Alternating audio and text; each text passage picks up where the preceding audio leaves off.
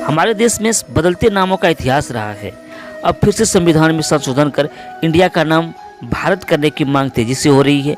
Report के मुताबिक माने तो केंद्र की नरेंद्र मोदी सरकार 18 से 22 सितंबर तक होने वाले संसद के विशेष सत्र में इंडिया का नाम बदलकर भारत करने का प्रस्ताव ला सकती है। जी हाँ दोस्तों, इंडिया का नाम बदलकर भारत ला सकती है। इस खबर के सामने आने के बाद अब लोगों के मन में भारत के नाम के इतिहास को लेकर लोगों में जानने की उत्सुकता बढ़ गई है। सदियों से इस देश को कई नामों से बुलाया जा रहा है, लेकिन इनमें सबसे प्रचलित नाम भारत है। तो आइए जानते हैं भारत का नाम इंडिया कैसे पड़ा और इसे इंडिया कब से कहा जा रहा है। जी हाँ दोस्तों, तो अब हम जानते हैं कि आखिर भारत का नाम इंडिया कैसे पड़ा और इसे इंडिया कब से कहा जा रहा है। तो चलिए दोस्तों, वीडियो को स्टार्ट करते हैं।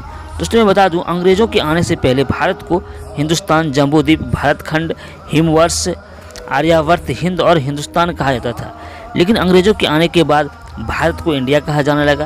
आखिर ऐसा क्यों हुआ? तो जब अंग्रेज़ों को पता चला कि भारत सभ्यता सिंधु घाटी है, तो वहीं सिंधु नदी का दूसरा नाम इंडिस भी है, तो सिंधु घाटी को इंडिस वैली भी कहा जाता था, जिसे लैटिन भाषा में इंडिया कहा जाता है। इसलिए अंग्रेज़ों ने भारत का इंडिया कहना शुरू कर दिया। जी हाँ दोस्तों, इसीलिए ब्रिटिश ने भारत को इंडिया कहना शुरू कर। ब्रिटिश शासनकाल में भारत को इंडिया बड़े पैमाने पर कहे जाने लगा।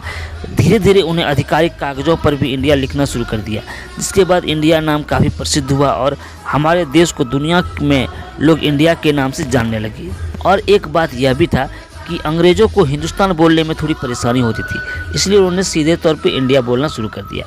तो दोस्तों आपको ये क्लियर हो चुका होगा कि आखिर हमारा देश भारत का नाम इंडिया कैसे पड़ा।